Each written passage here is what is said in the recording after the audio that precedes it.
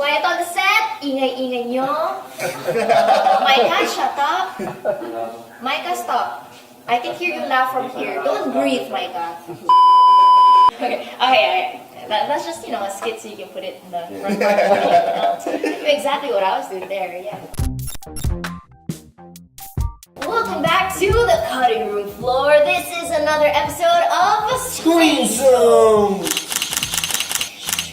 My name is Debbie. And my name is Ryan. And this is, of course, the one online show. It is a capsule of everything that's all movies, series, and things that you should definitely catch. It's actually tied in with one of the segments on our show. It's called Cinefan, where we give you the good, the bad, and what drives the crowd mad. Yes. Of course, our radio show is every Mondays to Thursdays, 12 to 2, called Halftime.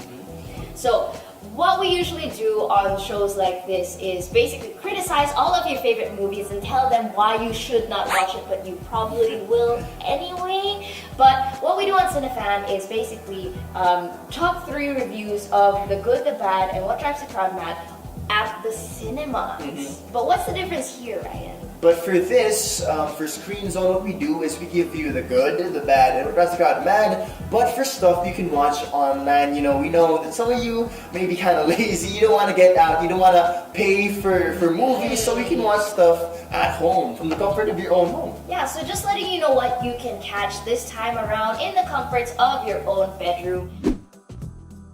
Then, the good for this week is none other than American Crime Story, The Assassination of Gianni Versace. Okay. One of the reasons why we pick this as the good is because it's just that amazing. If you haven't seen it already, please do check it out. It stars Edgar Ramirez as Gianni Versace. It stars Penelope Cruz as Donatella Versace.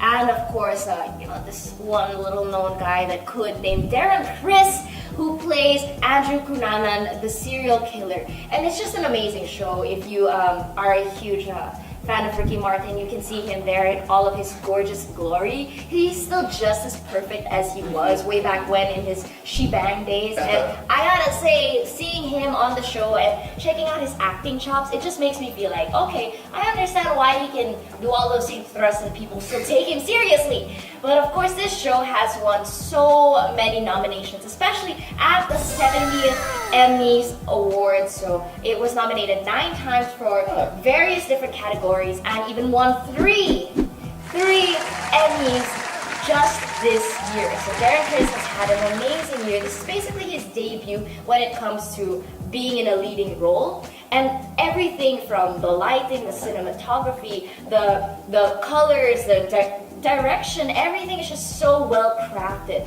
So for those of you who want to know what the gist is about, so aside from it being based off of the true story, Assassination of Gianni Versace, it also does this different way of storytelling where it takes you from the day of the assassination and it takes you backwards. Okay. So from the victims all the way back to the very first instance as to how Andrew Cunanan has just become this evil human being on this murder spree and aiming for Gianni Versace specifically. So this is worthy of all the awards that it's received so far. It's just beautiful writing, a wonderful script, amazing actors that complement each other with their performances. So this, hands down, has to be the good. If there's any series that you have to watch right now that is amazing and it's just hands down one of the best things I've seen on Netflix today, then please do check out The Good, The Assassination of Gianni Versace. And while we do have good series such as that, we also have stuff that aren't as amazing. So we do have, for the bad, we have Titans. Oh no, DC, why do you do this? Okay. Now I know some of the fans are pretty divided on this one because a lot of people have wanted to see the whole Teen Titans crew come onto live action and be a series as well. So one thing that I gotta say is good about this Titans live action show is the fact that they pull no punches in terms of the gore, in terms of the cursing. Yeah. It's a lot more visceral than the cartoons usually can be. They tend to wash it down a little bit, but that's the thing about DC and their whole universe, and that it's pretty dark material and it's something that you can work upon. But why I think it's bad in a sense is because first off, I gotta say the casting I'm not too impressed with. The whole thing about an ensemble cast is you put in great actors together, as we've seen in the Assassination of Gianni Versace, where you put many good actors. They don't have to exactly be known or well known. They can be brand new actors, just as long as their performances are top notch. That's the thing. We don't discriminate whether you're an experienced actor or not. But having seen this cast, there's no one that's exactly remarkable except for Jason Todd, the guy that plays, of course, Jason Todd Robin. So I don't know. I just feel like the casting was a little bit underwhelming, and how they decided to shift in terms of the character Starfire, I was a little bit disappointed. It has nothing to do with race. It just has to do with sticking to the source material. And I find the costumes to be a little bit gimmicky. So, I don't know. It's up to you guys to decide if you do like the fact that they're trying something new and different, or if you prefer for them to stick more with the source material. But what do you think? Yeah, well, me, I was a huge fan of the original series. Growing up, Yes. I watched the cartoon growing up, and like Robin and Starfire. They'd be really awesome together. But Yes. unfortunately, I was kind of disappointed when I watched this thing, because my main problem was they tried to do way too much with what they had. The pilot alone, right? They tried to compress all the backstories, everything going on in one episode. So obviously you get problems when you do that. You don't get to develop other characters as much. You don't get to do certain stories, and the series also had to launch another series to tie into the entire TV universe. So of course, when you do this, things tend to get muddled. Things tend to not go as smooth as you would expect. Yeah, and that's the thing that I hate about TV shows sometimes. They tend to put everything compacted in one series thinking, okay, we gotta make it a hit, and that's why we gotta pull out all the stops and do the most. But that's what happens when you are not exactly confident with your content. Because if you know your show is going to be good either way, you don't have to compress everything into one season.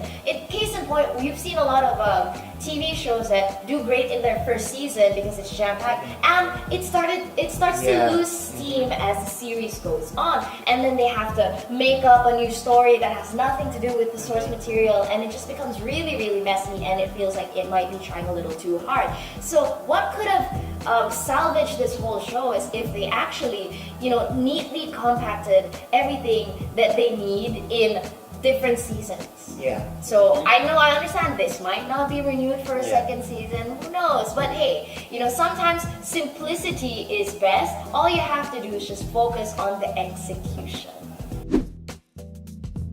Ryan, who has won our award for the night? Okay, so what drives the crowd mad is the Umbrella Academy. And why it drives the crowd mad? I picked it because it drove me mad. Like literally, I watched the first episode at like 2 in the afternoon, and by 11 at night, I finished the entire thing.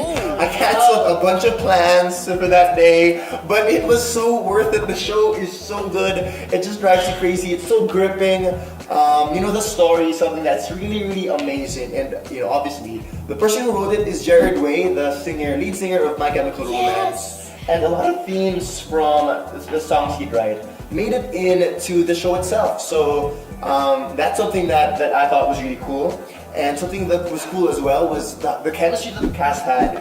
Considering most of these guys were newcomers, I didn't think that they'd actually be believable as a family, but you really think that these people grew up together by the way that they talked to each other, they interacted. And another thing they got right, unlike Titans unfortunately, that crammed every backstory to the pilot, they did it throughout the entire season. So one episode would be about a certain character, and then another episode would be about another one.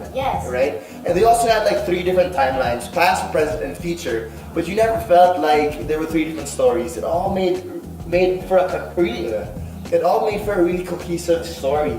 And I think this is what made me and what made a lot of people go mad with this amazing show. See, and that's the thing. That's how you know it's a good show, when suddenly you just want to quit your whole life and devote it to this one show. That's how you can see that the potential that Titans had, it wasn't well executed. And instead, when I watched the trailer for Umbrella Academy, I noticed that it didn't give too much away, so it made me really interested with what was going on. And having seen snippets of how the cast worked together as well, I'm like, I don't know any of these people. I see one that's a little bit familiar, but I don't know anyone in this cast. But seeing them work together, it's just okay. This is how this should have been done. Very well executed. So ladies and gentlemen, we hope you enjoyed this episode of Screen Zone, the good, the bad, and what drives the crowd mad online. So in order to close off the show, we would like to have a special intermission number from Gerard Way's band called My Chemical Romance. Yeah, you want to start? You want me to start?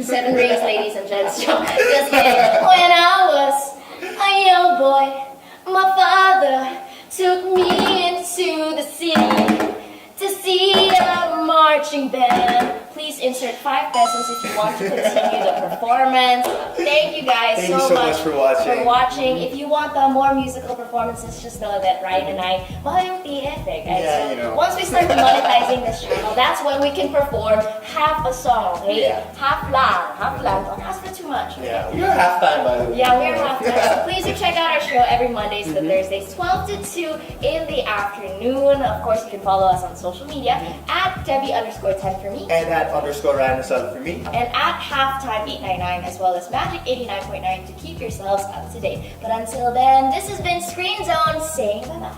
Peace. Right here. Bye here.